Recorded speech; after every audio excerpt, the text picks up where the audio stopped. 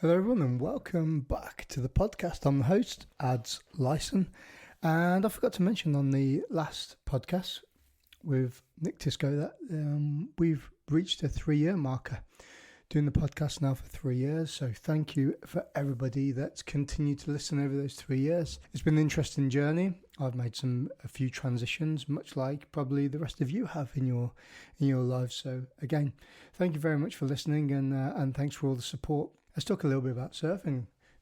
I haven't been in the water for at least 2.5 months now.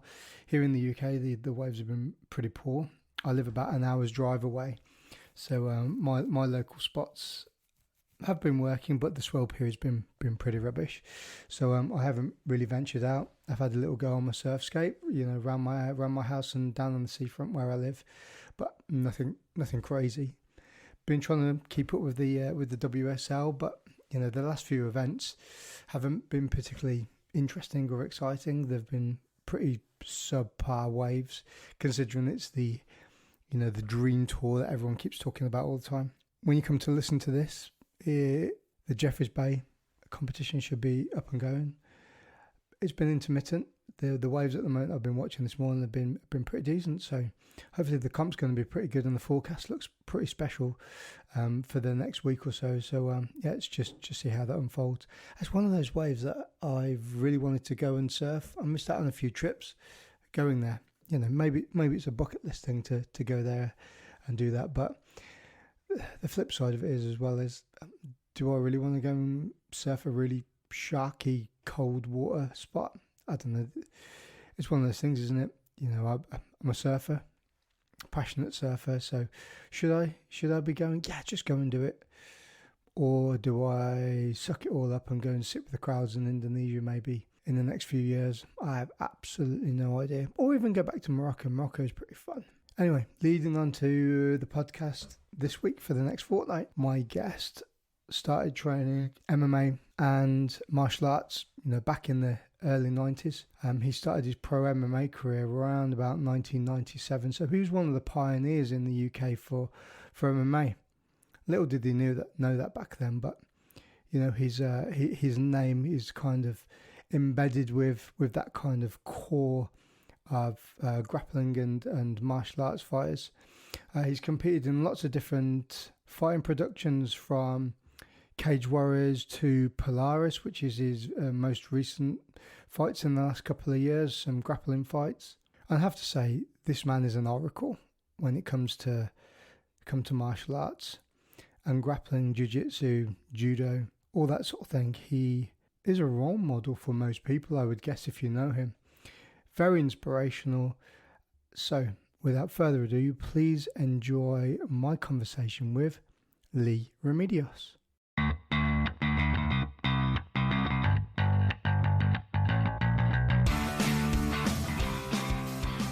Leigh Remedios, welcome to the podcast.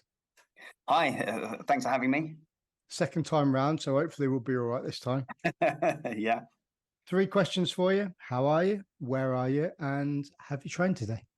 Okay. Yeah. I'm doing pretty good. I've got a sore shoulder. I'm not sure how I did that. It's not awful, but it's a bit of a niggle. I think I slept funny on it for a couple of days. But it's all right. Apart from that, I'm all good. Where am I? I'm at home. In Chippenham. At my house. And how I trained today, I've taught kids class and I've taught adult class, and I've jumped in and did some little bit of rolling, but not much. How do you find that as a coach and as a jiu-jitsu instructor, how you kind of manage your training? Because I know we spoke yesterday about you do some functional training, so you're kind of a little bit like me. You're at the latter end of your 40s, so I'm in my mid 40s, so you kind of feel it a little bit more, and you can't kind of like just go hard all the time. How do you find managing it these days? So I don't find that my age is really much of a problem yet. Maybe a little bit, but no, not really. I always found that when I was younger, I'd train like an idiot and I'd be injured or I'd get ill. And I'm smarter now as I've got older, just as you learn more over time. And I'm probably more healthy now than I was when I was younger because I'm not overtraining all the time. So yeah, I'm just smart about it. I love jiu-jitsu, so I teach it and I jump in and roll. I don't roll with guys much bigger than me very often. Sometimes I will, but not very often. I don't tend to roll with people that go crazy. I'm quite selective in my training partners. I'm not interested in winning a match in a role. I'm much more interested in just trying to work on something I'm trying to work on. If you tap me, no problem. I'm happy to tap in a role. It means nothing to me. So yeah, I do all the things I suppose that are cliches that people think that you don't really have to do. Like I don't roll with an ego. You know, I try and eat somewhat healthy. I don't smoke. I don't drink. I do some strength training. I do some cardio. I do some mobility work. You know, all the boring stuff that you hear about when you're younger, and then you realize as you're older, yeah, you do need to do it.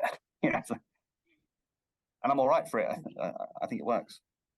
You find the way that you kind of look at your outlook on training and stuff now. Do you find that's the way that it's reflected when you're coaching? Because I've trained in lots of different places over my time. Obviously, I've not trained anywhere near as long as you have, but this is going to sound quite, I don't know, like I'm being a bit of a pussy, really, but it's not meant to be like that. Is that I've trained in some places and all they do every single session is they just go after it. They go after it. They go after it. I've got zero interest in that. Yeah. No, I used to when I was, and I think like I'd hear people talking about, oh yeah, no, but we care about technique, and I think you fucking pussies. No, you got to have it, but no, you don't. No, you got to be sensible. I have zero interest in having a gym war. Now, if you come into my gym and you act like a dickhead, yeah, I'm probably going to beat you up, right? And yeah, we're going to have a fight, but it's not what I want.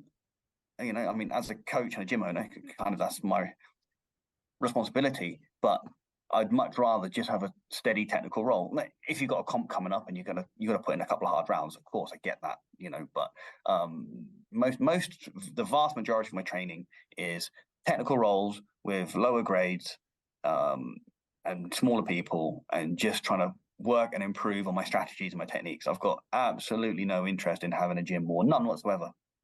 Love that. Got the same sort of like outlook on that as well. I think the way that the way that I like to roll, and the way that I try and reflect that onto my students as well. So when they come in, you know what it's like when you've got a guy that's never trained before. They're all really stiff and stuff, but you try and implement this kind of element of relaxation that's really difficult to try and get that across to somebody. How do they relax with it? I am relaxed. I am. But then, you know, as they spend more time on the mat, they get used to that. But I also find as well that if you implement that, it's not being weak, but I also find they train, their training is more sensible, and they get more out of it, and they learn better by doing it, as opposed to, let's say, for instance, you're on I don't know, side control escape week or something like that. You practice these techniques, but then you go into the sparring sessions and all they do is just kick the shit out of each other, and nobody's kind of facilitating and watching over that, and nobody learns anything. So look, and I'm not going to try and say that I'm better than anyone else or anything like that. What I am going to say is that I got my black belt relatively quickly in jiu-jitsu. No, I already had 20 years of grappling behind me, so you know, I mean, maybe you could flip that and say it took you ages to get your black belt. Okay, but when I actually started grading, it took me like I don't know, about 6 years to get my black belt, which is relatively fast. I got my brown belt in 3 years, and then at brown I was floating around a bit at brown, and then I got my black belt. Now that's not to try and say that I'm really, really good. I'm not trying to make that argument at all. But I'm trying to say that I did train intelligently to get there. I was quite keen to get my black belt because I'm a coach and I run a gym, and it was really useful for me to have a black belt. And because I wanted to fight against better guys, I wanted to fight the best guys that I could fight. So that comes a black belt. So I was quite keen to get through the belts quite quickly. I know that sounds maybe a bit materialistic. I know there's kind of people kind of frown on that. But oh well. I mean, you can lie to yourselves, but you all want your next belt. Well, it's personal goal setting as well, isn't it? Yeah. So exactly. And where I'm going with this is how did I do that? But I trained sensibly. I didn't do it by having gym wars all the time. I didn't. I simply didn't. I did compete a lot. So I did get some wars, obviously, because I was competing every month. and maybe more than once a month, to try and find my holes. But most of my training was based around identifying my holes and going to the gym and trying to find solutions around those, put myself into those positions, having my training partners work with me. Like, okay, we're going to go spend an hour or two in the gym at lunchtime, and we're going to drill how to deal with this part of the guard, or how we're going to break their posture and all this sort of stuff. And we just problem solve. That's where most of my training is. It's around problem solving, and trying to improve. It's not about trying to tap out the person I'm rolling with, because and again, I know it's going to sound kind of arrogant, but yeah, I probably can tap out most of the guys I roll with. Not because they're crap and not because I'm great, but I mean, I've been doing this for over 2 decades, so yeah, I've got a lot of experience. I probably can tap out most of the guys I roll with, but what does that prove? Like, oh, I tapped out a guy who's been training 3 years when I've been training 23 years or more than that, right? So it doesn't prove anything. It doesn't mean anything, right? I care much more about, can I figure a way of getting rid of that grip that's on my collar, or can I deal with that lasso that's creeping in? So that's how I train anyway. I mean, the proof's in the pudding. I got my black belt pretty quick, and I've submit world champions, and I've just won the British in a gi. I had no gi training when I started jiu-jitsu. It was all no gi, all MMA, and I've just won the British Open at black belt. So I'm all right. Not trying to say that I'm the best. Of course, I get smashed by a lot of guys, but I'm just trying to say that for me, the proof's in the pudding. I train sensibly. I don't train mega hard. I train consistently, and it seems to be paying off. I think I went back over and did a little bit of research, kind of like on your background, and I think you had from Google. You can correct me if I'm wrong. That's all right. Yeah. So your first sort of like professional MMA fight was in 1997. Is that right? Yeah. That's right. Yeah. Over in Vancouver. Yeah. So when did you first start getting into? Well, I guess it would have been Valtudo back then, or something similar to that. When I was a kid, me and my mates used to watch. Well, I've always been kind of passionate about combat, and it wasn't available to me in Kent. Really, I did some judo as a kid. I did some kickboxing as a kid and some taekwondo. I've got black belt in taekwondo. I did what I could find. I did some Greco-Roman wrestling. That happened. I used to do track and fieldish athletics. I did compete in pole vault quite a lot. And after we did our session, then some guys came and did some Greco-Roman. So, oh, that looks interesting. So I jumped in and had a little bit of that as well. And we used to watch the shoot fighting stuff out of Japan. This was before the UFC. And it was, and I'd read about it in like Martial Arts Illustrated and these different magazines around in the 80s, Combat Magazine. And so I thought, well, it sounds like something I should implement in my game. But we didn't have anyone to learn with, so just tried, like, what's that, an arm bar? What's that? What's this leg lock? And a lot of the fights were fixed, so we're trying to copy submissions that aren't really submissions, like cross-face chicken wings and stuff. But we're doing our best, and so we started doing it. And then I was over in Vancouver. My dad lived in Canada. He moved there with his family. Like my grandparents and his siblings were over in Vancouver from Hong Kong, so he moved out as well. And I was visiting, and I was doing some training at some other places, and then this place turned up that was teaching jiu-jitsu. So I went down there, trained with Jason Farron in the mid to late 90s, and I just loved it. It's something that I found that I was just quite natural at, and it was actually really based on Vale Tudo. So it just suited me really well. And then when the opportunity to fight came up, I jumped at it. Yeah. So that was it. So and then ever since then, I realized that grappling was. And I watched UFC and I realized grappling was a really effective way to fight, and especially being a smaller guy, trying to knock someone out was really hard. But I could submit them. So I just started grappling a lot, but self-taught most of it after that. I moved back to the UK and self-taught grappling, just trying to get all the resources I could find, because there wasn't a lot in the 90s to learn in the UK. So me and some friends got together and just tried to figure it all out. Yeah, and then that was it. Yeah, it's quite without sounding sort of like derogatory, it's quite a familiar story for people that were into the fight game, back in back in the early days, whether it was karate or taekwondo or something like that. And, they found a few videos or, saw an article in martial arts magazines. And, if there's a younger audience there listening, there was no internet then. The internet didn't really kick in until sort of like, the 2000s and a little bit later on that where it became popular. So everything was through like magazines and articles in the back of that and newspaper advertisements. And, you'd send off your little clip off a coupon, wouldn't you? You get your VHS or your Betamax video through, and sometimes it'd work, other times it wouldn't, and it wouldn't work if it was a foreign import either. You had to have a special thing for that. And and it's worth noting as well that jiu-jitsu and a gi wasn't, at least in the circles I was in, it wasn't very popular, because I was an MMA fighter, so I wanted to grapple, and I did a lot of grappling, but my grappling was all based on actual fighting, not on submission fighting. I mean, obviously I wanted to submit people, but it wasn't based on like sitting guard and inverting or anything like that, which is really cool. And and I do it myself. Now I do jiu-jitsu competitively rather than MMA, but the grappling was all take them down, get on top of them, punch the shit out of them, take a submission. If they're on top of you, close your guard, hold them in tight, go for a submission or a sweep, or try and get back to your feet. Right? That was so. I mean, whilst that has served me well in jiu-jitsu, there was definitely, and one of the reasons I switched to jiu-jitsu was because there's a lot more to grappling for jiu-jitsu than there is grappling for MMA, and I figured that I was missing a few tricks here. So if I started training predominantly Brazilian jiu-jitsu, I could improve my grappling. Things, just little things like holding posture, framing, stuff like that you don't use so much in MMA. Guard passing was a big one. You don't use it very much because you should punch people. You don't. Posture's not a massive thing because you want to hold someone down. Framing's not a great idea because you want to hold someone close to you and clinch. If you create separation, they're going to elbow you in the face. So learning jiu-jitsu, moving across to jiu-jitsu was something that I wanted to do to round my grappling game out.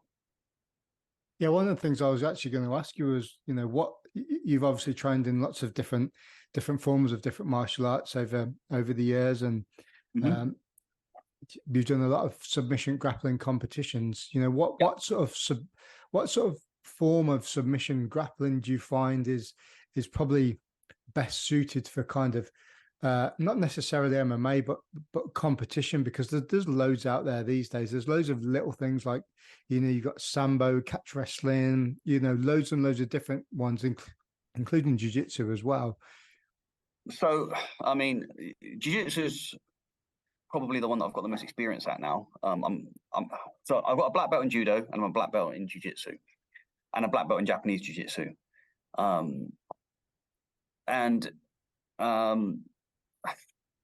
I think it depends really on the rule set. It really does, because grappling for judo is different to grappling for jiu-jitsu.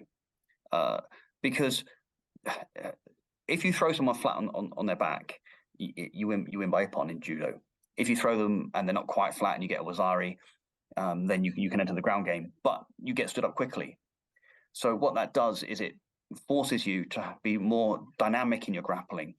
You're not going to sit there and slowly and methodically look to get the grips to deal with their guard and then try and back step over the feet and try and move your own into side control. Take your time, isolate an arm, or tie them up with the lapel. And you can't do that. You simply can't do that in judo. You can't. You have to throw them, jump past their legs, and rip on an armbar. You have to smash your way into a juji, or you've got to get your strangles and you've got to smash them on. You have to. Or you get stood up. You can have a full on submission if the ref's a bit clueless, which a lot of them are. I don't want to insult anyone, but it's a reality.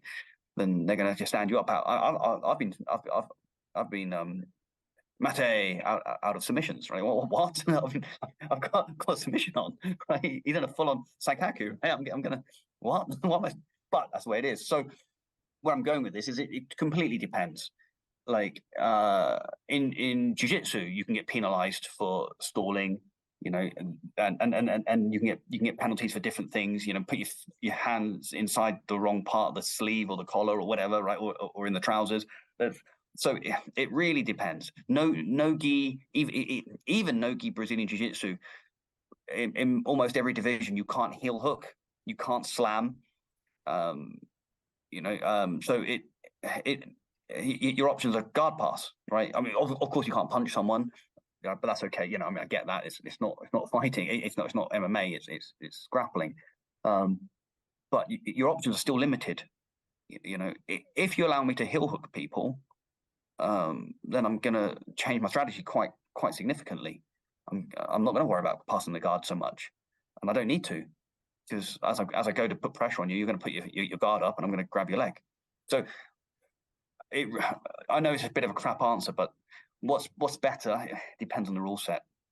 If we're looking at something like ADCC, I would say Brazilian Jiu-Jitsu would only be a relatively small part, probably the biggest part, probably Jiu-Jitsu, but it's got a lot of holes. I get brought in to do seminars for Jiu-Jitsu gyms, despite the fact that I've only been training Jiu-Jitsu for a small period of time.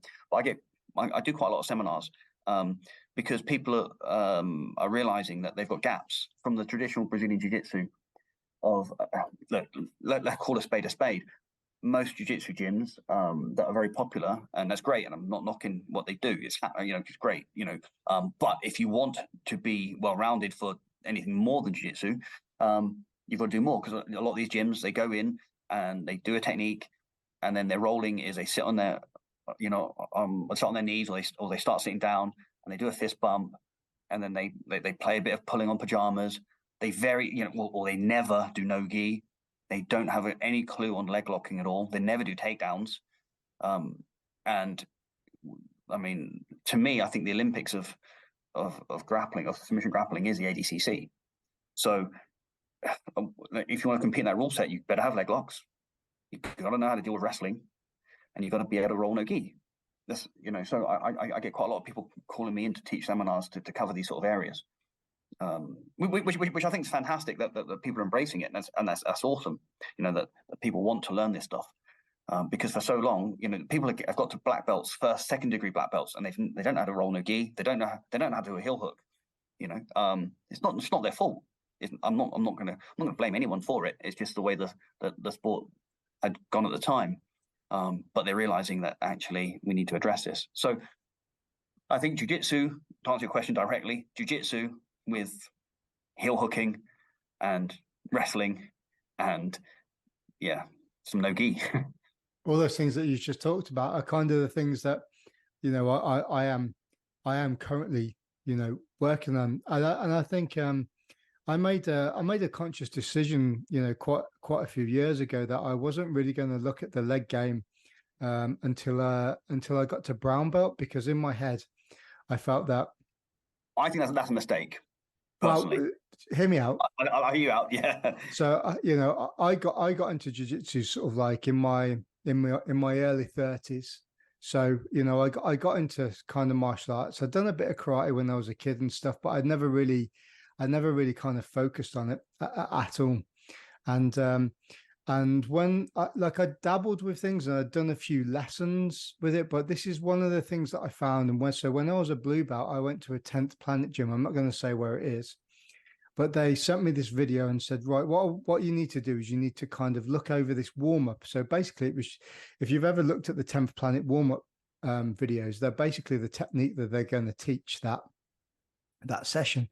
So okay. I went in and did it, and then afterwards we did a bit of rolling.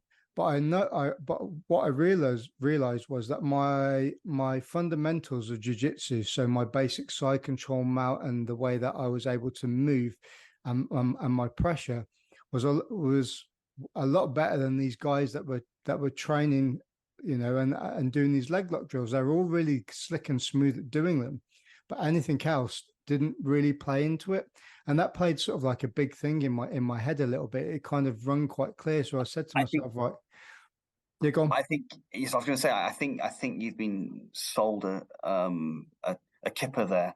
And as much as I'm going to say this with all due respect, but a lot of the 10th Planet gyms, in my opinion, and I don't want to offend anyone, I really don't, but I've just got to call a spade a spade. Their actual jiu-jitsu, as you rightly identify, isn't strong. They're very good at 10th Planet systems. But in and of itself, that's not enough, in my opinion. Look, I use rubber guard all the time. I've used it in MMA fights, and I've wrecked people with it. I think it's excellent. I really like Eddie, and I really like his stuff. You know, I mean, I know him personally, and I like his systems. I think they're really good. But in and of themselves, they're not enough. They're an excellent bolt-on to an already good jiu-jitsu game. So I think for you, what you've seen is that these guys have focused on their legs and their leg locking and their other bits, but my jiu-jitsu fundamentals have shut them down, which I would absolutely expect to happen. But that doesn't mean that you can't have good fundamentals and learn heel hooks at the same time. So that's what I do. I've got decent fundamentals, I think. I mean, I put a gi on and I can go and win black belt competitions, but I'll also heel hook people. I don't think it has to be mutually exclusive. I don't see it as a separate game. At our gym, and the way my jiu-jitsu has always been is that heel hooks are just another submission. Like, to me, it is the same as saying, going to a gym and saying, "Oh yeah, we train jiu-jitsu, but we don't train kimuras." Why? Oh well, you know that's a different game, and I've seen people only focus on kimura trap, and when I got good positioning, then they can't use it on me. Right, but still learn kimuras though, right? So at my place, we learn kimuras, and we learn arm bars, and we learn triangles, and we learn rear naked chokes, and we learn collar chokes, and we learn collar sleeve guard, and we learn De La Riva, and we learn heel hooking, and we learn knee bars, and we learn all this stuff because it's all jiu-jitsu. So I don't think you have to choose one and not the other. Now, I understand the argument as well that people say if you focus on leg locking, then your guard passing might not ever develop. And I get that. I do. And I think there's some merit to it, especially because I said it myself earlier that if I'm allowed to heel hook, I'm not going to focus on passing the guard so much. But jiu-jitsu competitions don't allow you to leg lock properly, don't allow you to heel hook, certainly not knee reap, at least at any level, until you're, apart from adult no-gi, brown and black now. You can't do heel hooks or knee reaping until you're a brown or black belt. So all the way up to brown, you have to learn to pass guard anyway. But in the meantime, learn some heel hooks, learn some leg locks, because you're going to have, you don't want to hit brown and then leg locks are allowed and you haven't got a clue and you've got to play catch up. Right. So I kind of knew some like basic ashigramis and leg entries. Played with like entering into the saddle quite a little bit. Okay. I knew how to do a straight ankle lock. I understood the concept of heel hooks, knew how to do it, but so going back to kind of what I was saying is that so when I hit brown belt, that's when I really kind of started focusing on it a little bit more. And the gym that I'm affiliated with and I train with up in Exeter, they have got some really good guys there, like really good. Like it's, I can't even explain how kind of technical some of the guys are. Who is it? What's a gym, or is that secret? I don't know. No, Exeter BJJ. Oh, okay. James. Yeah, under James Hodges. Yeah. Yeah. So he is excellent. Yeah, he's really good. So James, you've got Alric, you've got Chris Cabela Jones. You've got Genki there, right? Yeah, Genki's there as well. Tanya's there. Yep. So all those guys, they're really, really knowledgeable. Yeah, they're excellent.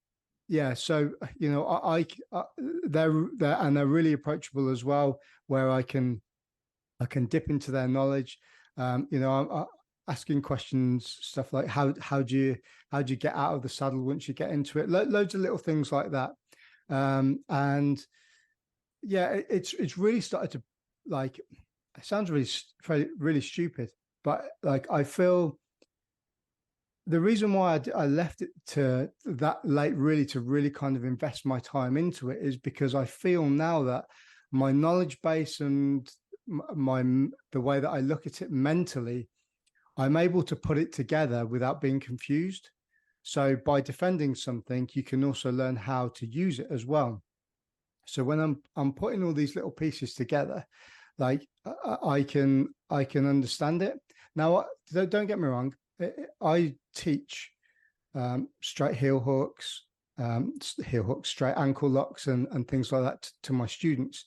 Again, so they have a greater knowledge. I have touched on heel hooks before, but nothing super complicated. Just the application of them and what they can do, and if they do use them, they need to use them in a slow applied manner, not ripping them on so people are getting destroyed. So that's the same for any submission though, right? You don't want to rip exactly so I guess kind of circling back to my point. To me, that they're just another submission, like every other submission. They just I don't want to rip on a Kimura. I don't want to rip on an armbar. I don't want to rip on a wrist lock. I don't want to rip on straight ankle lock or a knee bar or a guillotine or anything. I don't want to rip on any of this stuff. To me, they're all submissions and they're all valid, and I just learned them all from the beginning. People do it differently, and I'm not going to say that you're wrong for doing it your way, but it's not the way I would do it. It's not the way I did it, right? I think leaving any part of your jiu-jitsu till later on, I think means you've got a hole there, So and it becomes a weaker area. I understand. I get it.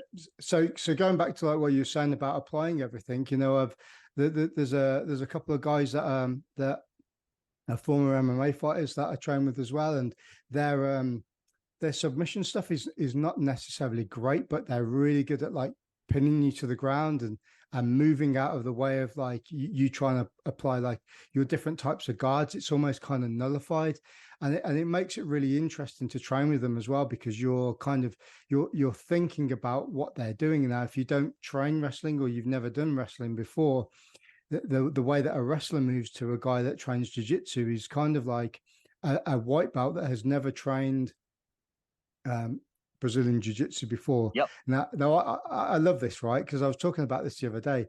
You get a guy that comes into the gym, never trains before, and you try and pass his guard or something like that. It can be really difficult sometimes because they haven't got that learned neural pathway to understand what they're doing. But then once they learn it, they kind of lose it a little bit, and they go into working the jiu-jitsu game as opposed to going back to kind of that sort of I don't know anything, so I'm going to do this, which is kind of right in a way. And that's kind of how I see wrestlers, right? Is that they're really good at kind of keeping the distance, keeping their hips away. If you go to put your foot onto their, hip, or you go for their legs, they're moving around somewhere else, or, takedowns, their posture's really good. They're really quick coming in for takedowns and stuff. So you have to sprawl hard, or, make sure you get those double underhooks in, or at least an underhook. So I find where the point of where I am and when I'm teaching, I love where I am at the moment with it. Just because you kind of absorb everything, you can understand what's going on, and then you can kind of replicate that, but also disseminate that information down. And that's kind of why I love jiu-jitsu, and kind of I kind of had this rapport with it outside of surfing, is because I feel it's like there's a bottomless pit to it. There is no end to it. There's no you're always learning. Yeah, exactly. Absolutely. Yeah. So I guess my overriding philosophy to getting better at jiu-jitsu has always been find my holes and fill them. So, and of course with jiu-jitsu, there's always a hole. There's always something that you don't know. There's always something that you're worse at. So I'm always trying to fill it. So and that's kind of where I'm going. That's where I'm coming from with this kind of a leg locking thing. I think if it's a hole, fill it, right? And look, I'm not saying I don't have holes. I'm certainly not saying that. When I came to jiu-jitsu, I had massive holes, because grappling for MMA is different to grappling for jiu-jitsu, and I had some really big holes. The gi wasn't the big one. Although I didn't have much gi practice, it wasn't too bad. I switched into judo and jiu-jitsu, and the gi was relatively straightforward to pick up, just some different grips, and that was about it. But the actual how to pass a guard was really the big one for me, because I never had to. So and as I said before, the posture, framing, all this sort of stuff was all new to me. So I certainly had holes. I'm not trying to say that. I'm not trying to say that I'm great and everyone that does different to me is wrong. That's not at all what I'm saying. I'm saying we've all got holes. My strategy for getting better was to fill mine. Yeah, And that's the advice. That's the advice I would give to people looking to get better, like more quickly. Yeah, and I'm also a big sort of like custodian of programming as well. You know, I've trained at a lot of gyms where, you know, you go to one class and they'll teach, I don't know, side control or side control escapes. And then the next class you go to the next day, it's like back taking and stuff. Yeah, I know what you mean. It's super random. No rhyme or reason. Yeah, absolutely. Yeah, exactly. So, you know, one day you might be teaching like a side control escape, and then there's no sort of like continuation of that. There's no developing that skill. And I guess in the way, if you don't do that, then you can't develop those patterns to learn better. You just 100%. like Yeah, just picking at little bits and then learning about 5 weeks later when they go back to it again.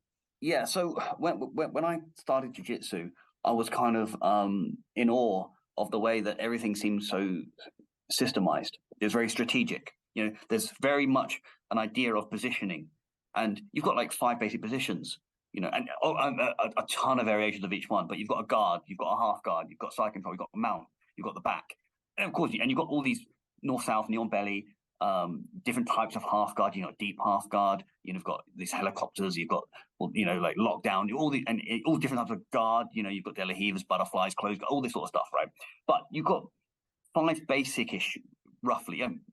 Split into whatever number you want, but you've got these positions, and then you've got these limited number of submissions. You know, you've got your armbar, kimura, triangle, rear naked choke, guillotine. You know, a couple of leg locks. You know, whatever, right? You know, Americanas and stuff, and then you tack them onto the different positions.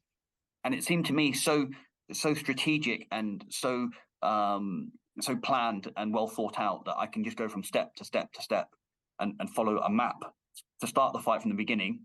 And 1, 2, 3, 4, 5, 6, 7. I'm at the end and I finished the guy. Right. So I love that about jiu-jitsu. It wasn't just, you know, trying to throw some punches and some kicks and trying to get better at reactions and move and just try and, trying to beat someone up by just being, being better than them. I could actually have a strategy, and the smarter guy would win the fight. But I think somewhere along the way, where jiu-jitsu kind of exploded, and I don't want to say it watered down because that makes me sound like one of these bitter old men, like, it was all fields in my day, right? I mean, that's not what I'm trying to say, but I do think that somewhere along the way, when people just decided to put the gi on and never do no gi and never do takedowns and never do leg locks and any of that stuff that applicable to real fighting, when it became a very specific sport, I think in a lot of ways, and it became commercial, and people lost the passion in some cases, and some gyms they've moved away from the systemization, whereas I think it's really, really important to systemize your jiu-jitsu. If I, for example, like it doesn't matter what your favorite guard is, but whatever it is from your favorite guard, you're going to have a number of attacks that link together. I know you do, right? You're going to have a strategy that you're going to go here from whatever guard you choose. Maybe your guard's butterfly, maybe it's lasso, maybe it's whatever it is, spider, closed guard. You're going to have attacks, and when that doesn't work, you're going to switch to the second one that you've already got planned, and then when that doesn't work, you're going to move to your third one and be a sweep or a submission or whatever, because you've systemized it. You're a high grade jiu-jitsu player. You've got a systemized guard. We all do, but just like you're saying, people aren't teaching systems. They're teaching a technique, and the next class is another technique. Whereas, where's the link? Yeah, there is none, right? Teach a system, and because it really, really helps your students when they can understand it. Otherwise, they've got this massive spectrum of techniques, this massive like plethora of moves, and they just got to try and pick one from here and one from here, and one of the big things that I see, one of the biggest gaps that separates someone that can't grapple very well, like a white belt to a blue belt or a blue belt to a purple belt, is technique selection, choosing the right technique at the right time. And if you systemize it, you kind of take away the guesswork and you help people just have a pathway. You know what you're meant to be doing because there's a system. You know that when you're in this position, you know that when you're in closed guard, that you've got to attack their posture, right?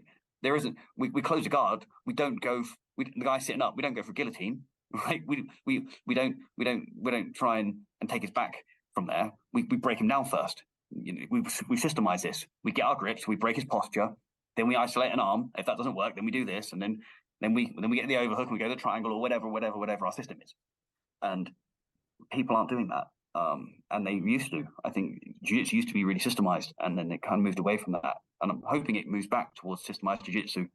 But I think it's going to have to by natural selection, because I think the gyms that don't are going to kind of get left behind. The gyms that don't embrace the ADCC stuff and don't embrace the systemization, I think they're going to fall to the wayside, because their students are going to end up with they're going to go to the franchise schools, right? And I won't mention any names. I won't throw anyone under the bus, but they're going to move to the franchise schools, right? And the independent schools are going to just destroy them in competitions.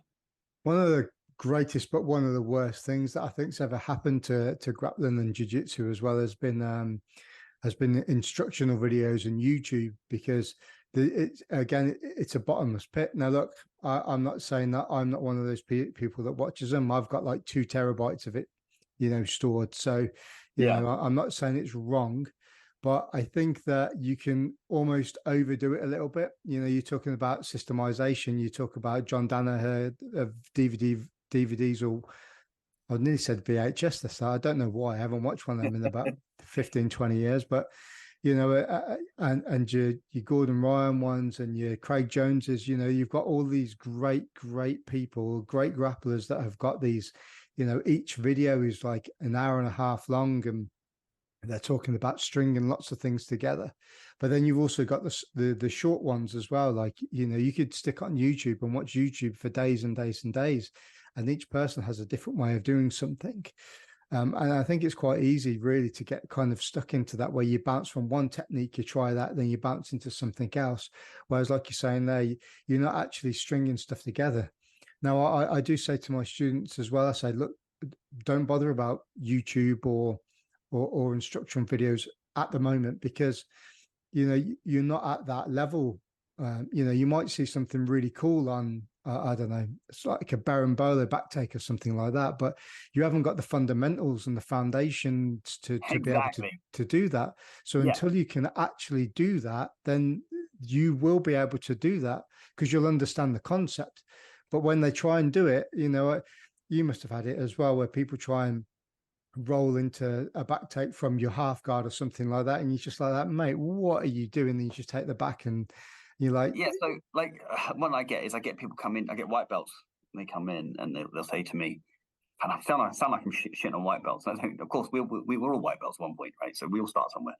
When they come in, they say, "Oh, I saw this great video on YouTube. Oh, I'm already face palming," and I'm like, "But okay, yeah. What's this technique?" And then they'll show you, and I go, "Right, okay." But look, the reality of YouTube and jiu-jitsu on YouTube is that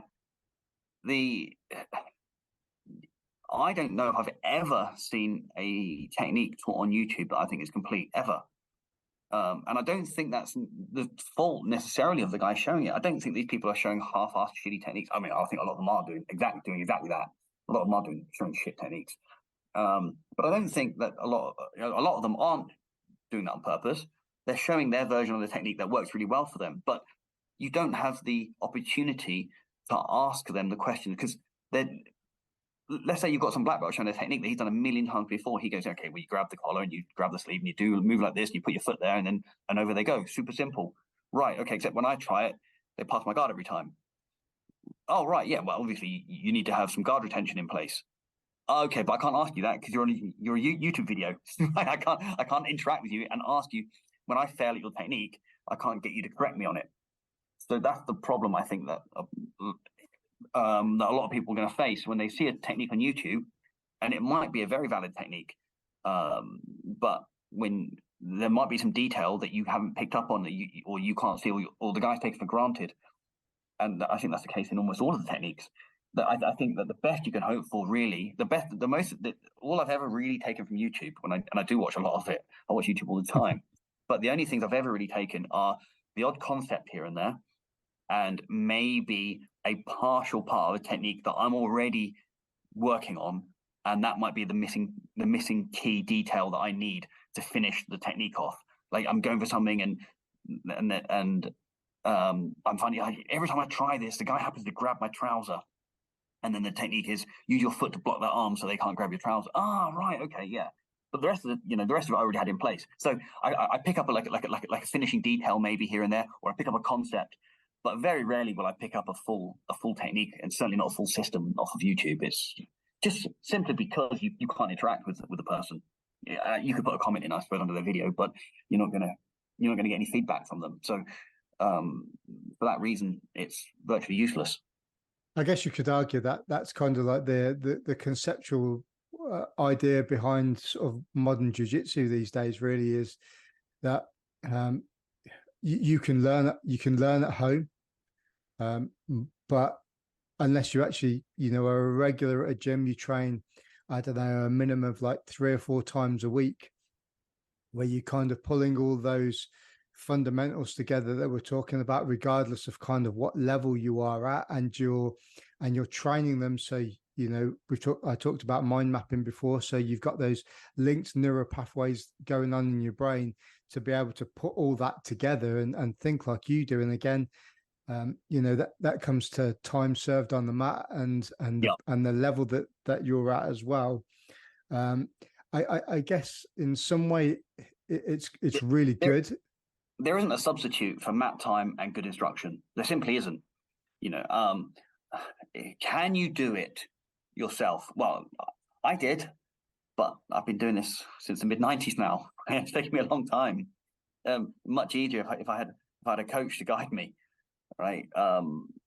And my students pick stuff up much faster than I ever picked it up because they've got someone who's done it and can tell them how to do it. Yeah, I mean, I'm 100% agree with you. You might pick something up off a video, but without regular, consistent training in a gym, it's effectively useless. How do you find the correlation between the guys that you see, or what's your opinion on the guys the guys in your gym through competition or your competitors and your guys that just turn up for like fitness or just because they enjoy the sport? Do you see the levels are different, or how do you kind of see that with your students at the moment? So for sure, the guys that compete are better. That they are. Now, correlation doesn't equal causation, right? Does it? Are they better because they focus and they compete a lot, or do they compete a lot because they're better? Right. So, I'm not saying that that shows that competing makes you better. I think it does. I do think competing makes you better. And for me, it was critical.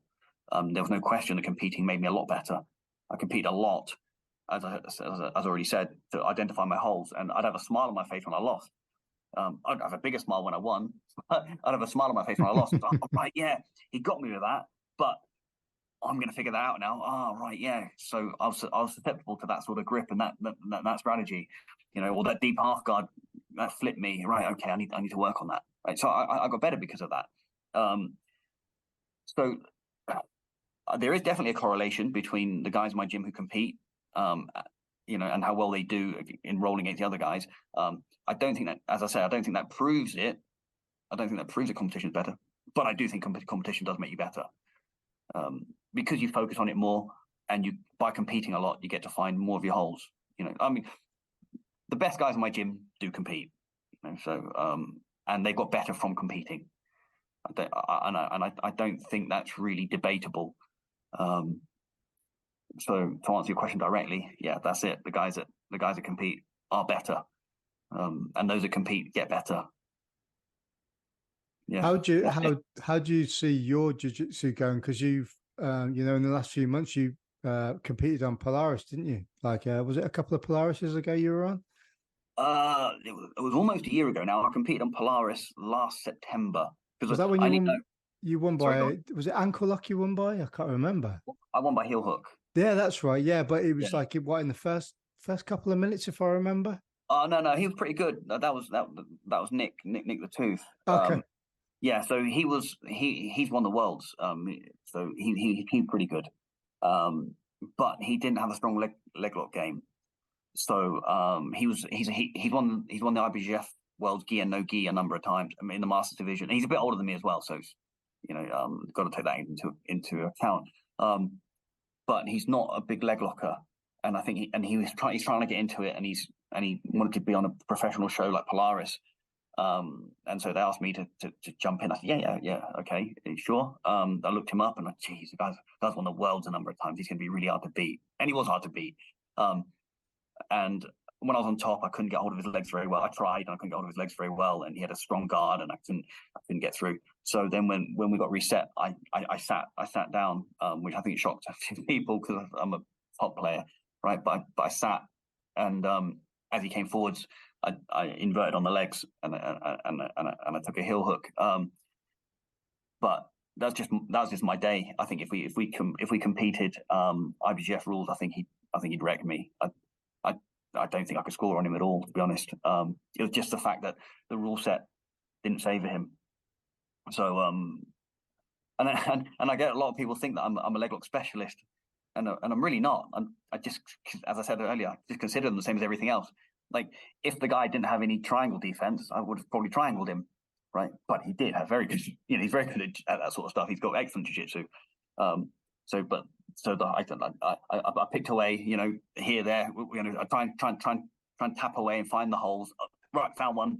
I'll go for that, right? So that's why I believe in being well-rounded, yeah. But that was in Sardinia, because I go out to Sardinia every year for the summer camp. Fantastic. Every September, and I was going out there anyway, and so they said to me, Leigh, you're going to be out anyway. Do you want to fight him? His opponent's pulled out. I'm like, I was looking forward to just having some fun in the sun and going on the beach with my mates, but yeah, I guess I'm going to train and fight this guy. Yeah, so yeah, that was it. Yeah, so I was on Polaris, and I won my heel hook against a guy that doesn't train heel hooks, so not as impressive as it might sound. I think those sort of shows have been absolutely amazing for the sport itself. I mean, I remember going to either the first or the second one that was down in Poole, and I think that was the one with Gary Tonin and is it Magalise was on it? The really big, like thick, muscly guy. Okay. And that was a really good show. And then I took my daughter last year up to Cardiff. And it was just another level again. The one that's just been on, I managed to watch that, and I just think putting like you're saying, the ADCCs and all those sorts of things are really kind of making the mark, and especially with like the UFC and the rise of like Cage Warriors and ONE FC, and people are becoming a little bit more interested in it. It's not having that sort of like upturned nose like it used to be like 10 years ago, even when I started, training. That MMA and grappling, submission fighting kind of had that cage fighter kind of stereotype behind it. And now people are seeing it as like, a lifestyle choice. I'm mega into my surfing, hence the grumpy surfer. So, that's got a stereotype behind it. All surfers are stoners. And it's coming out of these stereotypes, and people are seeing it's really good for like your mental health, your physical fitness, your mobility. It adds something else. Self-defense and all these kind of things are coming out, and loads more women are getting introduced into the sport, and you can see that through social media and the posts that people are upon there. And so I think kind of like the televisation and the advertising has been amazing. I really want to kind of take my hat off to these promoters that do this sort of stuff. And I'm going to be honest, I hate competing on these big pro shows. I don't mind going to a sports event or a sports hall somewhere where there's 8 mats and everyone competing and nobody's bothering. But when you've got like all eyes on you on a professional event and it's televised and everyone's watching you, that's not my thing, So I don't really enjoy it. But I do want to take my hat off to them, because when they started, like, you've got to think like Polaris. They did their first event over, is it St David's Hall over in Cardiff? I went along to it. I just try and get involved in some of this stuff. Like, I just hear they're running a professional grappling event in Wales. Well, that sounds pretty interesting. I'm just going to buy some tickets and go along to it. And it was really cool, right? So, but I take my hat off, because that's a gamble. You've got to think that they're flying in, and the first event, they flew in guys like Kit Dale, and Keenan Cornelius, and A load of they brought a ton of guys they brought in from overseas, and that's got to cost them. Then they've got to rent the hall, and they've got to put everyone in a hotel, and they've got a massive outlay there. And you think, what if they sell 3 tickets, right? Professional jiu-jitsu. I mean, is there a big market for that? Now, fortunately, they've done very well, and they've gone from strength to strength, and it's fantastic. But that initial gamble, you've got to commend them for that, because that's thousands. That's losing your house type money, right? That if it goes wrong, your missus is going to leave you over it. So I absolutely admire the guys that have done that. So hats off to them. And same with the MMA promotions. It's the same sort of deal. When you're bringing in some names and you're renting out a massive event or an arena, and you're bringing in the cage and paying all these fighters and like, geez, you got to be able to cover your costs, and you got to be confident you can do this, because it's not an easy game, right? So yes, I absolutely agree with you that it's fantastic that it's blown up, but it's not because people haven't had a lot of commitment, because they've had to take risks, and they've had to gamble, and they've had to be committed to making this work, and they've got to have their head on straight, and we have to recognize that it's the success of the sport is due to these people. How do you see jiu-jitsu and grappling like growing? Do you feel like because I'm a little bit mixed about this. I don't know whether grappling and jiu-jitsu is kind of in a fad, sports and like social media runs in circles, right? You had MySpace, then there was Facebook, and then it kind of goes around like that. Do you see jiu-jitsu being kind of a sort of an elongated fad for people, or do you see that it's just going to kind of grow exponentially, maybe even replace judo in the Olympics? Maybe, I don't know. I mean, what's your opinion on it? I wouldn't like to see it replace judo in the Olympics. I mean, I don't really care. But I think judo is a much better sport to watch than gi jiu-jitsu. That's so much more exciting. I think gi jiu-jitsu bores the pants off me. It's really, really, I can't stand watching it. But I mean, it's not to me, is it? I mean, if it's popular and people want to watch it, fine. Will it continue to grow? I don't know. I'm terrible at predicting stuff. I'm awful. I think, judging by my classes, at least, I don't know. People enjoy them. My classes are busy; they're packed. After COVID, they really exploded, to be honest, and I'm not really sure why. But my classes are very busy, and people have a great time there.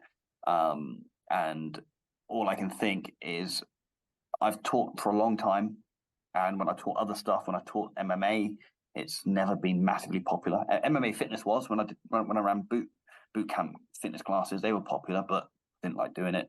But I've taught like other arts and stuff, and it's never really taken off as much as jiu-jitsu has. And I just think that jiu-jitsu is so much more fun. So whether it gets bigger or not, I don't know. But I think there'll always be a market for it, because people come along and they have a go and they think, wow, this is great. I get to have a pull around. I get to break a sweat. I get to have some fun, get to have some contact.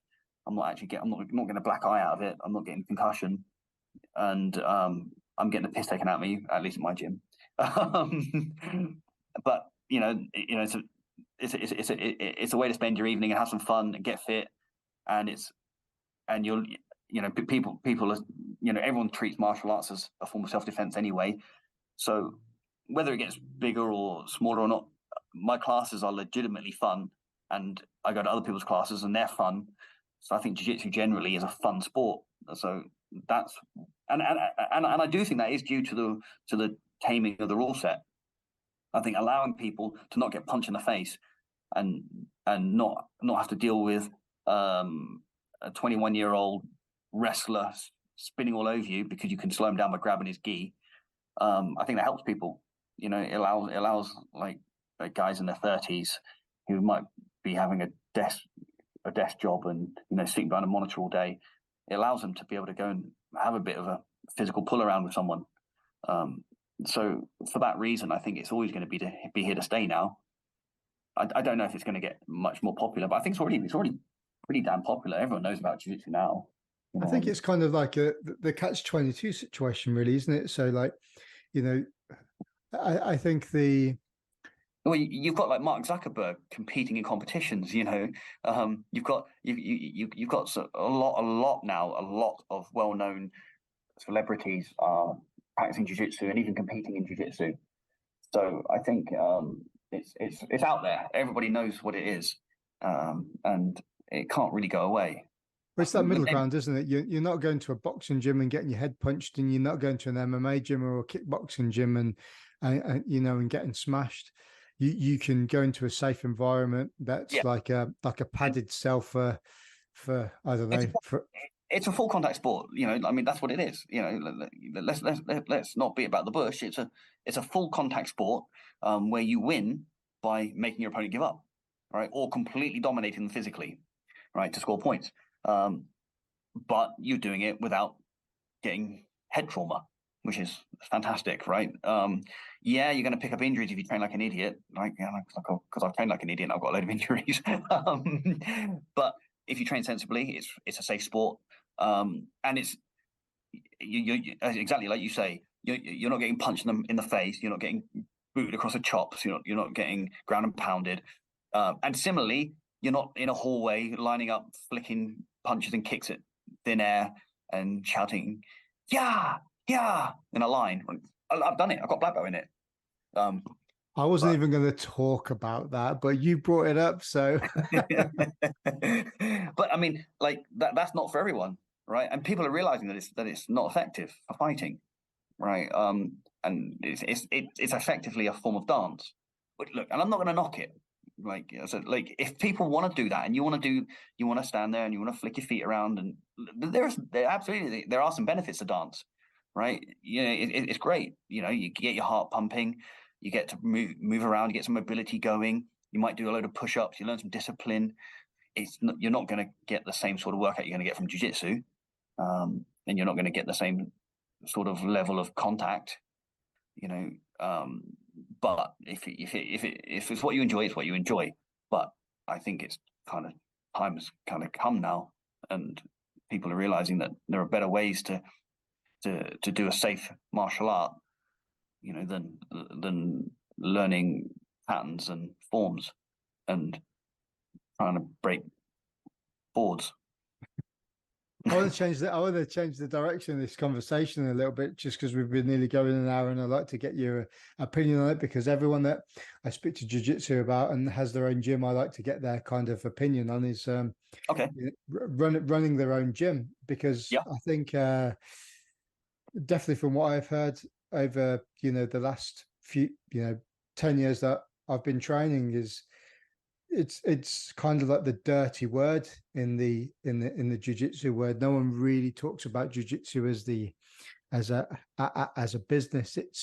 okay, It's more about the community and stuff like that. But yeah, for anything to thrive and to have a nice clean place and to be able to have a good area, you've got to kind of treat it as a business. So I mean, what's kind of like your outlook and all that sort of thing, and yeah. Sure. what's your opinion?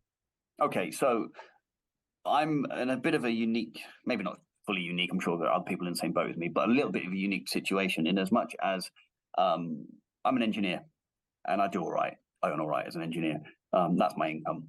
That pays my mortgage. That pays for my kids' like trampoline lessons. It pays for me to go on holiday. I mean, jiu-jitsu doesn't. I can promise you that. But my gym's tiny. I haven't even got a toilet in my gym. It's a tiny little unit with some mats, a small cage, and some bags. And then I've made the most of it. I've put up a climbing wall and I've put like bars across the ceiling and stuff, because they don't take up any space. But I'm in there in the evenings and that's it. I've got my own unit, I've got my own gym, but I'm not in there very often. It's not my main source of income. So, I mean, my take on this is going to be different to someone that's paying their mortgage by it. Now, so when I have to kind of caveat that, because when I talk about how I coach people and how I do things, it's from a different lens. And I do very, very few private lessons. I teach the only private I do regularly is I teach a lad. He's a Ukrainian kid, comes over. So he's here. Like his family have fled because of the war, and I teach him a free private once a week. Just because I think the kid's here and he's trying to do his best, and he's keen, and he's a refugee and he's left all his family and friends behind, right? And I mean, it's just awful. So so I just and I like him. He's a nice kid, so I do him a free private. But aside from that, I don't do privates. If someone wants to do a private with me and they want to pay me, fine. But I say to the guy, you don't have to do privates with me. You've got a question, just ask me. I'll give you the answer. Just ask me.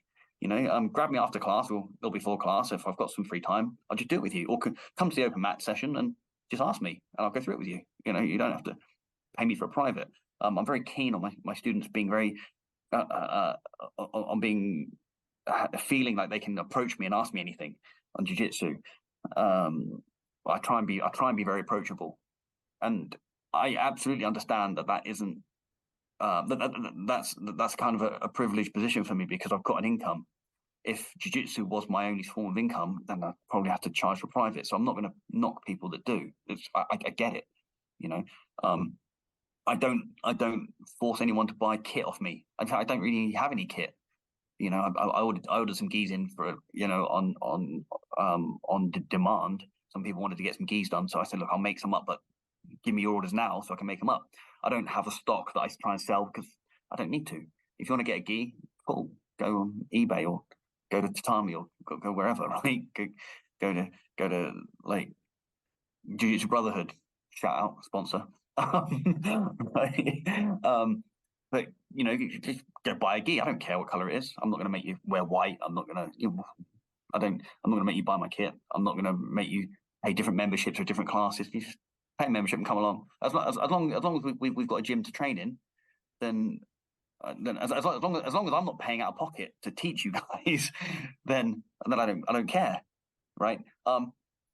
So I have found though that philosophy has really worked well for me, and whilst I'm not trying to actively, I don't advertise. I don't pay for any advertising at all. I've got a website that costs me like what, 15 quid a year or something to run or something. I put it up myself. It was awful for a while. Well, it was awful for about 2 decades. And then I got some feedback like, your website is really bad. Oh yeah, but I don't care. It's funny. And then I've recently updated it but I don't pay for any Google ads or anything like this. Because I don't care. If you don't want to come to my gym, don't come to my gym. I'm not fussed. Right? Go train somewhere else. I don't mind. I'm not going to fall out with you. I'll see you around town. I'll say hello. You can still come to our open mats if you want. Doesn't bother me. But that attitude has really brought in a lot of people. I think, like as politically, I guess neutral as I can. I've got quite a few guys that come to my gym that have a red triangle on their back, right, on their gis. So because they just like the freedom that they can just come to my gym and do what they want. So I have found that, I guess paradoxically, that by not trying to be very business minded, that I'm doing quite good business. I've got, my classes are really, really packed, like to the point where people have to sit out for rolling. We do an hour rolling every class, so there's not a problem, but half the class have to sit out, well, half of them roll and then they swap over. We're really, really busy. And it works really, really well for me. I keep if I'm going to give any advice, I'm probably the wrong guy to give advice to.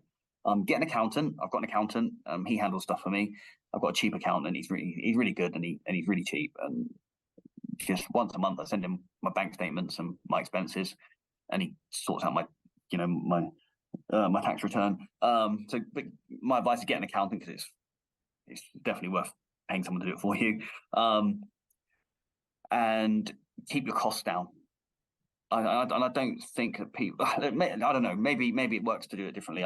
As I say, I'm the wrong person to ask. But my rent is really, really cheap. I found a unit years and years ago, and I've got a good relationship with my landlord, and my rent's really, really cheap. And I don't really have any other overheads. I stuck into some LEDs for my lights to keep my electric costs down. I use a propane heater in the winter. My costs are really, really cheap. So by keeping my costs down, my gym's doing all right. It can now pay. It pays for a takeaway. At the end of the week. So that's about. I mean, I'm happy to answer any specific questions you might have, but that's what I can think of. It's a hobby to me. I treat it as a passionate hobby, and maybe my passion rubs off, and people want to come and be part of it. I don't know. I don't run it as a business, really. Mate, to be fair, that's great advice. I mean, regardless of whether you treat it as a business or not, it's something that you're obviously passionate about, and the reason why people come to you is because they see that they see that coming through you, and I love seeing my students do well. I love seeing them grade. The last thing that I do not want to hold them back. I'd love to have a gym full of black belts. I really would. But we have standards, of course, and I can't just give people belts, right? You've got to earn them. But I'm really keen for them to get good so they can earn them, and I help them as much as I can. And I really I don't charge them for privates. I just say, just ask me, and here's something that a lot of people disagree with. And there are some things that I do that people don't do traditionally. I've already said that the way I train's a bit different in as much as I do like the leg locks and I do takedowns and a lot of no-gi stuff. But I encourage people to ask me about how to get their next belt, where they're from. And I know a lot of places say, if you ask about your belt, 6 months added straight away, right? Come on. Who the fuck do you think you are, right? Like you're some sort of lord over them, and you will tell them how to live their lives, and you're going to say, no, you can't question me. These are your customers, right? And in my case, whilst I'm not doing this for any financial gain, well, of course, I'm not going to say I don't love money, because I do love money. Of course I do. But these are my students, and I owe them. They put their faith in me, and they're paying me their money, right? So I owe them the best that I can do, and their goals are their goals. If their goals are to get their next belt, then it's my job to help them get there. That's what they're paying me for, and that's what they're coming to me for. They want to get to a black belt, and I've got to give them a pathway to get there. So I quite encourage people to speak to me about this stuff. Like, Leigh, what do I need to get to my blue belt? Okay, cool. Excellent question. I'll help you with it. Here's a syllabus. You've got to learn our syllabus first of all, right? And then once you learn that, you have to roll at the right level. And if you're not rolling at the right level, let me help you. Come roll with me. Let's do a couple of rounds, and I'll tell you what I think you need to work on, right? And I know a lot of people don't like that idea. So and cool. If it works for you, do it your way. People don't like that idea. I think their philosophy is all wrong, because I think that's if anyone that's got anything about them, that should be the mentality, right? It shouldn't be about having this power over people. There's been quite a lot of stuff. Don't get me wrong. I pay attention to social media and stuff like that. I watch lots of different things, and there's been quite a significant rise, I think, in the last sort of 6 months to a year, about how just because you're a black belt doesn't make you a good coach, or it doesn't make you a good person. And it was the same in the military as well. Just because that you have a certain rank doesn't necessarily mean that you're good at doing that job. It doesn't mean that you're a good soldier at all. So you got your you got your black belt because you're good at jiu-jitsu, not because you can teach jiu-jitsu, right? And not because you're a good mentor. And that's a responsibility. When you're coaching people, you have a responsibility to them. But I've met coaches that only care about money, and they only care about what they can get out of it, right? Look, and look, I get it. They're in a different boat to me. They are paying their mortgage like this. So look, I understand, but I really cannot get on board with these people that insist on you call them by the right title and you have to show them some level of respect. Like, being a black belt hasn't earned you the respect. It hasn't. I'm just gonna, all it means is that you've been on the mat a long time. That's all it means, right? Now, if you want to respect me for being on the mat a long time, well, that's cool, and but I get that respect by I have a black belt and I wear my black belt. That's my respect, right? You don't have to call me professor. I mean, that's fucking bizarre. I feel it really weird anyway. Look, no, I mean, look, I do use a term sometimes. Like if I'm speaking to a high level black belt, out of politeness, I will call them professor because I think it's a respectful thing to do. But they don't. If they start insisting on me, I'll be like, I probably don't want to hang out with you, right? You're being weird, If people want to call me professor, they can do. I don't think anyone's ever. The only time I've ever been called professor, I think, is at a competition when I'm coaching, and the referees turned to me and said, "Oh, professor, your student's doing this." Or, oh, okay, sorry, right, okay. I don't know. Look, I've got nothing against it. You can call me professor if you want, right? Fine, but I'm certainly not going to demand it, and you don't have to call me that at all. Call me Leigh. Everyone does. The kids at the gym call me Leigh, right? I mean, maybe that's wrong. I don't know, but Leigh, can you help me with this? Yeah, of course I can. Right. I think if you're using it to lord over them, and they do, and I've seen it, and it's happened to me as well, where the coaches are restricting belts, because for whatever made up reason in their head, they feel they've been slighted, or they feel you're not doing the right thing exactly the way like. I mean, well, if that's the case, talk to me or talk to your students, right? Like, I've got students, I've got brown belt students, and they've been brown belts for a couple of years, right? And they're on the cusp of getting their black belts. So I talk to them and I say, you need to do this. I want you to get your black belt. But I can't have you going to an open mat and I'm not going to name anyone because all my brown belts are good, right? But I can't have them go to an open mat, for example, wearing a black belt, and have someone come up to them and say, "Oh, professor, I'm struggling with this technique, this a very basic technique, like maybe like a cross choke or an Ezekiel or something like this, and can you help me with it?" And they say, "No, I don't really know." And I know that happens, but not to one of my black belts, right? If you're going to get a black belt from me, you're going to be well-rounded, and you're going to know, at least have a good grasp of the fundamentals, right? So where I'm going with this is, but I'll tell them. I say, look, you need to do this, and I think you could really benefit from doing a competition. You don't have to win it, but I think you'd learn a lot, right? And you don't have to. I'm not going to say you have to compete to get your belt. You don't, right? But if you want to hit those marks, we've all got our own metrics that we want to go by, and I've got mine. But I'll tell you what they are. I want you to be able to know these level of techniques. I want you to be able to roll at this right level. Can you hold your own with other black belts or other brown belts or other purple, whatever grade you're going for? Can you hold your own with them? Can you, within your own weight class and gender and age bracket, of course, right? I'm not going to expect you to be able to, I'm not going to expect a 50-year-old man to be able to hold his own with a 21-year-old purple belt. I mean, that's going to be a ball ache for all of us. But a lot of these guys, they won't tell you that. It's just this kind of kept secret, and only they have the access to it. Because the reason is because it's all subjective, which is the wrong way to do it, right? Have some objective metrics. Don't be a prick, right? You're no better than anyone else. You still wipe your ass, right? You still pull your pants up.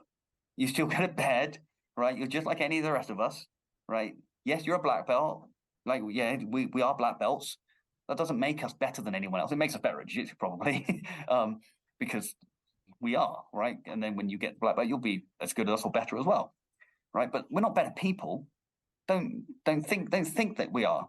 Don't hold it over people, because I think that's, maybe I'm going to a bit of a rant here, but especially when, as most black belts, including myself, we've all got holes in our game. So to think that to act like we're all knowing and all, and superior, like, we're not, right? And I don't like that. I don't like that attitude. So yeah, I don't do that in my gym. I encourage my students to ask me what they need to work on, and I don't try and hold anything over them. And I know it sounds like I've been on a bit of a rant there. But... Oh, mate, love it. Do you know what? Finishing on a rant. Let's finish enough, because we've just been going for over an hour now. I'd like to fire 5 quick fire questions at you before we finish, if that's all right. Yeah, sure. Go ahead. Okay, so here we are. So the first one is, what's your favorite submission? Rear naked choke. Is it rapid fire, or do you want me to explain? You can explain. Okay, the reason I like the rear naked choke is because no matter how tough someone is, no matter how strong their arms are, no matter how, I've cracked guys' arms in competition, and I've had my arm cracked and not tapped. Right, it happens. But rear naked choke, strangles are superior because it doesn't matter how tough they are because they go to sleep. But the rear naked strangle in particular works in any rule set that allows you to do it. It works very, very well. And it allows a kid to completely defeat or even kill a full-grown adult if they wanted to. Right, it's by far the most powerful submission in all of unarmed combat. It's the most powerful move, in my opinion. Your favorite MMA or BJJ practitioner, and why? Ooh. That's a big spectrum. Yeah, and that's kind of hit me like without any prep, because I'm going to be honest, I don't have like guys that I think are really, really good, or girls that I think are really, really good that I don't think that I put on a pedestal. Really, I love seeing good technique. Like on any given day, someone could be great. So I really like GSP. I think he's excellent. But if he gets beat by someone that's better than him, I just admire it. I'm not disappointed. I don't think, my favorite fighter got beaten. I just think, wow, that guy was really good. He beat GSP. So I can't really give you. Yes, I've given you a name there, but I can't really think of anyone that. I mean, you could. Yeah, I mean, you could say yourself. I mean, you've been there. but I don't think I'm not a fan of myself. I think I'm really boring. I think most of my matches are 2 points on a takedown and stall for 4.5 minutes. At least you're honest. What is your favorite escape? Probably framing and shrimping out of mount. Yeah, front door escape, we call it. People call it elbow escape, don't they? Yeah, I think that's probably a real strong one. Takedowns or pulling guard? Takedowns, because it transcends jiu-jitsu. It also works in MMA, works in self-defense situations, works in judo competitions, works in a lot of other competitions. Pulling guard only works in Brazilian jiu-jitsu. Here's a box of worms I'm probably going to open. Who is or what is the best and the worst person to train with? Well, I guess you mean that I've trained with. Just in general, like let's use a stereotype of people. You can name names if you want to. I mean, we can go down that road if you want.